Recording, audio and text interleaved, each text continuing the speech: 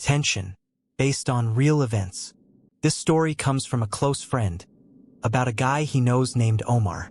In the summer of 2016, Omar visited family in Maple Grove, Michigan. One evening he and some neighborhood kids ran to the Quick Mart for snacks. The store sits beside old Maplewood Cemetery, and the kids decided to cut through instead of walking around. At the wrought-iron gate, Omar stopped, said, "One SEC, I'll catch up," and slipped behind the hedge by the fence. He was back in a minute, quiet, pale, mud on his sneakers, eyes a little fixed. Nobody thought much of it. That night, the family woke to 2 hard door slams. Omar, barefoot, bolted outside toward the cemetery, faster than the adults could catch. They found him at the gate, arched on the ground like something inside was fighting, yelling in a voice that wasn't his, low and ragged. "She's waiting at the entrance. Let her in." Back home, he went abruptly calm, eyes clear, speaking normal, as if nothing had happened. But under his shirt were long scratches raking toward his collarbone, and thin bands at his wrists as if someone had gripped him from the inside. The next night, it happened again. At 3:03, the microwave clock blinked and froze, the door chain clinked with no draft, and the hallway filled with the smell of pond water and iron. Omar tore for the same spot, the linden row by the gate, running the way an adult couldn't catch. At the fence he seized in convulsions, and the knot, his voice laughed and whispered, "It's time. They're waiting to come in." In the morning, wet handprints marked the porch steps, and 3 dull smudges, like burned fingers, bloomed and faded on the entry glass. His parents brought an imam from Dearborn. He recited verses and performed ruqyah. The night went quiet, everyone exhaled.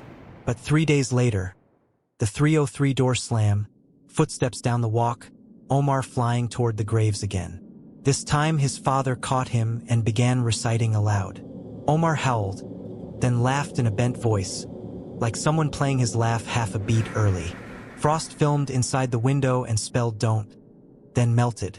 Omar went limp, like a switch had flipped. He's fine now, but every evening he double-checks the bolt, wedges a chair under the knob, and keeps a heavy iron key hanging there, just in case. He never cuts through the cemetery, and he won't look directly at the wrought-iron gate of Maplewood Cemetery. Sometimes, in the deep quiet, he hears 2 soft knocks, not from outside, but from the hall, and he steps away from the door.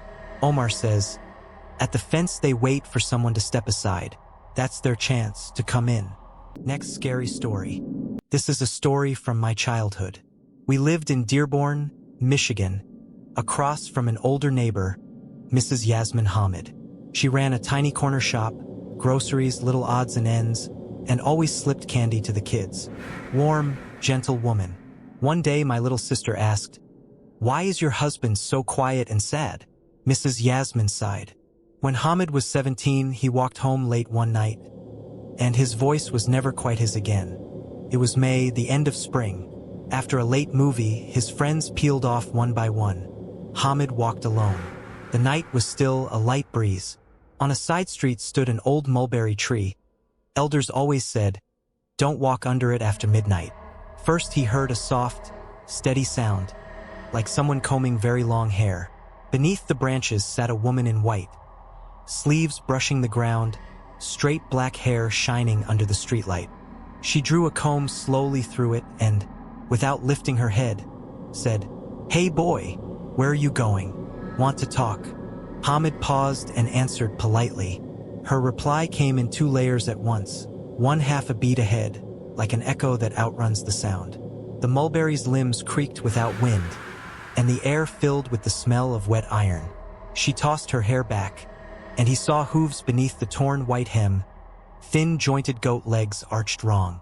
Her eyes lit a dull red, and her mouth stretched too wide, as if the jaw had no stop. She stepped without touching the ground, and now the voice used his mother's tone. "Wait! Come back!" The streetlights flickered and stalled at 3:03. Hamid ran and didn't look behind. His mother met him at the gate in the porch light. He tried to speak, but only a whisper came, as if his throat had been emptied. That night a wet comb lay on the windowsill, sticky with mulberry sap. the hallway mirror fogged from the inside, and a blurred HI pressed into the mist, then vanished. In the driveway, crescent marks like hooves circled and ended in midair. After that, he woke from nightmares. Sometimes, in the quiet, he heard someone combing hair just outside the door, then 3 polite knocks. Since then, Mr. Hamid barely talks. His voice sounds borrowed. Mrs. Yasmin keeps one rule for neighborhood kids: don't walk under the mulberry after midnight. If you see a woman combing her hair and calling you, don't answer. Don't look at her face. Don't say your name. A jinn loves to borrow voices and the ones who answer first. In spring, when the mulberry blooms, clocks on our street sometimes hang at 3:03, and the curtains stir with no wind. That's when we latch the windows tight and stay away from the glass. Next scary story. One summer, I was staying with family in the little mountain town of Tally Creek, Montana. My kid brother had lost our cow, and Mom sent us out with a flashlight. Back before dark, the farther we walked, the heavier the night got. No cell service, wind combing the grass. A coyote scritched once and went quiet. I held my brother's hand and had just decided to turn back when the valley lights vanished at once, like a bucket set over the town. We turned and saw a figure on the pasture ridge. At first we thought, a man, but it stood on 2 hoofed legs, nearly 6.5 feet tall, with an unnatural straightness to its posture. The air around it smelled of wet copper and animal musk. On the gravel came a rhythm. Clop, clop, clop, as if hooves were counting. It stared without blinking, display window still, and the head turned a heartbeat after the body, like video lag. I started whispering a prayer. A voice repeated it inside my head, half a beat early, an echo that led instead of followed. The thing stepped into the wind and the grass bent toward it, not away. My phone flashed no service and froze at 3:03. On the ground appeared crescent prints, hoof marks that didn't dent the dirt. Then it called in our mother's voice, "Come here. Don't be afraid." My brother slipped free of my hand as if someone had taken his wrist. I yanked him toward the lower gate. Along the fence something kept pace, never gaining, never falling back. In the dark something snagged my hood. At the gate the metal rang 3 times, measured and polite. Back home my voice was gone. For a week I could only whisper. We drove to Billings. The imam performed ruqyah, and the tightness loosened.